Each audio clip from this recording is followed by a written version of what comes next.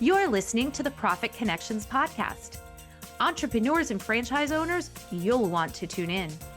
If you're looking to create a rock-solid business, sick of being stuck on the plateau, and ready to kick it up more than just a notch, you're in the right place. I'm your host, Sharon, and I believe in unleashing your full potential to create resilient, successful businesses that in turn make significant positive impacts in our world. Welcome to the Profit Connections podcast.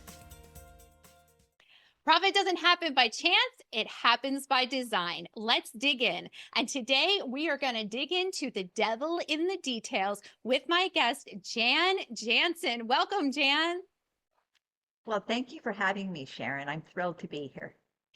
Before we get started, let's hear a little bit about Jan. I'm going to go ahead and read her bio. Jan Janzen is an author and decision expert who writes about the choices that shapes business and life. Her upcoming book, Devil with a Briefcase, Stop Winging It, Start Winning, is built around 101 decisions entrepreneurs must make to move from chaos to structure and results. After decades in business, Jan's work focuses on clarity, conviction, and building something that works without second guessing. I'm so excited to hear about your book, about how this whole thing happened. And before we get started, you held something up for me before we got started recording. What do you have in your hands, Jan? This is my new, is about to be released. This is the proof copy. I just got it this week. And so this is my Devil with a Briefcase book. It's a rewrite of a book I wrote back in 2004. And I have updated the book to meet with what's going on in today's world. And I'm super excited. It's an amazing book. I am so excited for you. There is nothing like holding that proof copy in your hands and seeing all of the hard work in book form. So let's go ahead and talk a little bit about the Devil with a Briefcase. What's it all about? And let's dig in a little bit. Okay. Well, I spent 38 years in a high control religion. And it was the Jehovah's Witnesses. And you may know them from them banging on your door. You'll see them standing out there in a park or something, offering their literature. Well, I did that for 38 years. I was a missionary in Ecuador with my first husband for 4 years. I was an active, ardent, really committed Jehovah's Witness. And after 38 years, I chose to escape. And it was an ordeal escaping. It's not an easy decision to make, but my first husband and I made that decision. And looking back at, when I was 38, I thought I have to make sense of why I did it for 38 years. Like, what can I take out of this? Like, what gold can I glean from a really very challenging life? And so I sat down and I wrote Devil with a Briefcase. And I wanted to make sure that I never went away with any kind of resentment or any kind of anger or anything that was negative around the experience, even though a lot of it was negative and a lot of it was really challenging. As I mentioned to you before we started, I've been mobbed. I've had dogs sicked on me, hoses turned on me. I've had doors slammed in my face.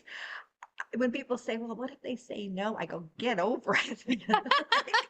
That is something that people that have not faced that quote unquote rejection and hearing no over and over and over again. It is a very huge fear of people they will say no, I will be rejected, I am a failure, and they turn it into some really powerful brain mindset barriers that keep us from moving forward. So one of the good things to come out of what you did was that you don't have that problem at all. I am not fazed by it at all. Exactly. And one of the other things about that is that you never knew who was on the other side of the door. Mm-hmm.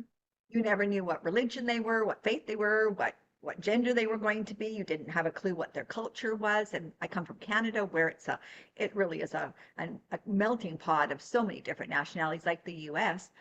You had no idea what you were going to be dealing with and who you were going to be facing and who you were supposed to try to convince that you had the truth. Yeah.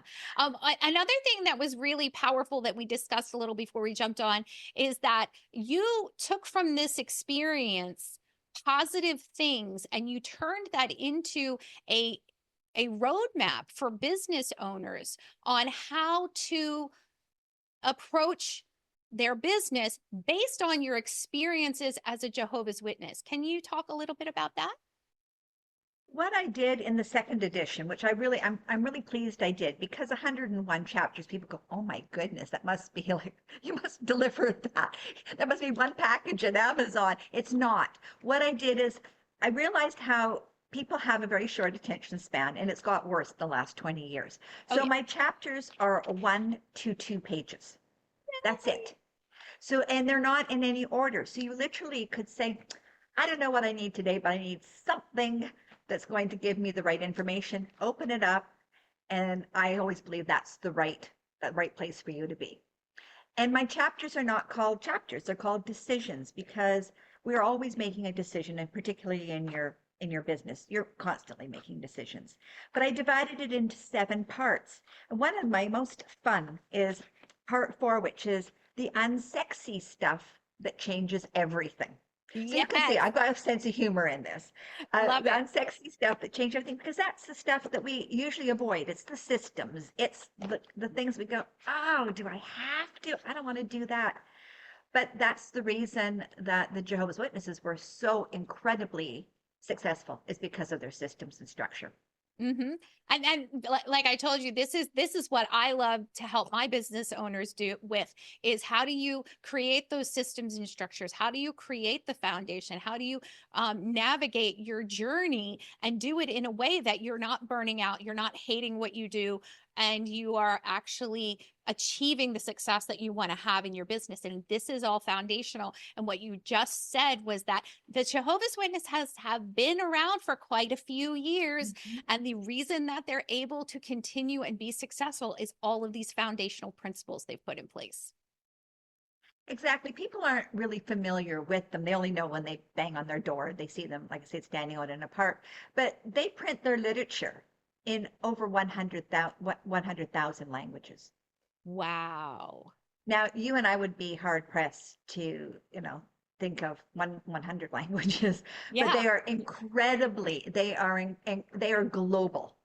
And so that is a huge thing about them, is that no matter, I could go to their meeting place called the Kingdom Hall in Timbuktu or in Venezuela or in India or wherever, and it would be exactly the same information. It would be the Wow. same system that they have, which it's hard to build systems. And that's why I break it down, every single system that you really need. Plus, I've been an entrepreneur since I was 19. I bought a franchise at 19. That's And I'm amazing. now almost 65. So I've had a few decades Wow. in having businesses. I love that. And so you can see both sides, and how having systems and processes in a business is actually, it is found it I call it foundational. It's like build that foundation. If you have that strong foundation, you can build a skyscraper. And if you don't have any foundation, then a storm could come and blow over your building. Absolutely. Yeah. And today it's hard for entrepreneurs to know where to start first. And it's also missing the little details. You can build a house, but the nail is really little. Yeah. But if you don't have enough of them, your house isn't going to stand. And if you don't have the And right kind of nails, and if you don't have the right kind of nails, and if they're try not to in the use the right little one place. you put a picture in your wall is not going to hold up the frame when you're building the house. Exactly. So Yeah. that's why I wanted to really help. I love entrepreneurs. I love being an entrepreneur. I love entrepreneurship. I once had a business that wasn't doing so well, and I went for a job interview. And the man looked at me and he said, Jan, go make your business work. You are so unemployable. Oh, that's so funny. And you know what? Especially after you've done it for a long time, you are Yeah, unemployable. You are, that's a real phenomenon, right there. it is. So if we have decided that we want to do this, then why not do it well? And that's why if we decide we're going to be an entrepreneur, then decide to be a successful entrepreneur that isn't just scraping by, isn't hating their business, isn't just eking out a life that's okay. Go for it, because we have the privilege And I also think the responsibility, Sharon, as entrepreneurs, to not only make sure that we're providing for ourselves, but I have spent many years traveling the world, and most of them in underdeveloped countries. I was a missionary with the Jehovah's Witnesses in Ecuador for 4 years. I'm on the board for Girls Matter, where we put girls in Africa through school so they don't get married as young as 10 and have babies and are dying. The number one reason for deaths with girls between 15 and 19 is childbirth and pregnancy. And so that's why I came back to work, was because I'm already an avid supporter, but I wanted to do more. So a large portion of the sale of my book is going to Girls Matter. And Oh, I wouldn't we love that. all love to be able to do more in the world? So if you're going to spend your time running a business, why not run a really successful one? I love that perspective. I think sometimes the business owners get caught up in the mechanics and the everyday, and they're like heads down and just not looking at the bigger picture, and the success that they think they want, they've not actually really defined or identified, so that they can't ever get there. They're just caught in this loop of running around solving the same problems all the time. And so I I am really passionate about that perspective with business owners, is to get them out of that. And so I think that your book and your whole perspective is going to be really powerful to help business owners. So when the book is available, is that, where can they find that? It will be available on Amazon. We're Okay, just going great. to the last revisions, and a little typo here or there, and Yeah. it will be released. Yes, absolutely. So Awesome. Amazon Awesome. So in both countries. whenever this podcast comes out, it will already be available. It will be So go available. to Amazon, look for Devil with a Briefcase. And one of the things I think so powerful about the way you've designed your book, is that it is that go and read get a tip, go and open it up wherever you need that inspiration today. Because I find I read a lot of business books and I get about 3/4 of the way through them and I'm like, I don't know if I can finish this book, or I'll get distracted with something. So when I wrote my book, I intentionally wrote it with very short chapters as well. Not quite as short as yours, I don't think. But I think that's a really useful way. It's a powerful tool, and it gives you an injection immediately of what you need to hear today. Absolutely, because we have to remember that as entrepreneurs, we don't have a cheerleader. We don't go to the supervisor, whoever. I'm very unfamiliar with how business works in the corporate world, but you do. You always have someone up there who's going to help you along or kick you in the pants or do whatever you need at the time. When Mm-hmm. you're an entrepreneur, you don't have someone like that. You don't have anyone to tell you what to do. You can get up in the morning and stay in your pajamas all day and not do a darn thing. And there is no one there that's going to say, what are you doing? And that's why I love, right from motivation and every idea. Matter of fact, one of my favorite chapters is have fun, because Jehovah's Witnesses don't celebrate any holidays. There's no Mm-hmm. Christmas. I didn't have a birthday or Christmas until I was 40. Wow. I didn't have a clue how to do it. It was a pretty funny stories around that, that's for sure. But my whole attitude was have fun. I didn't want to do it. If I'm not having fun, I don't want to do it.